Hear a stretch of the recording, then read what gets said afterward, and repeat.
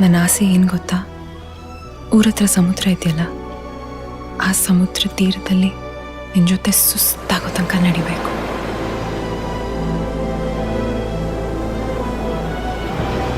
ಅಲೆಗಳು ಒಂದೊಂದಾಗಿ ನಮ್ಮ ಕಾಲು ಮುಟ್ಟಾಗ ನಿನ್ನ ಕೈ ಬಿಗಿಯಾಗಿ ಹಿಡಿಬೇಕು.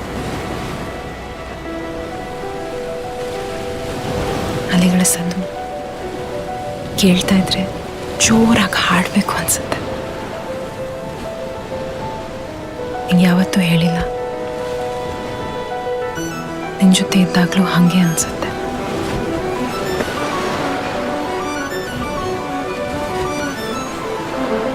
ನನ್ನ ಸಮುದ್ರ ನೀನು.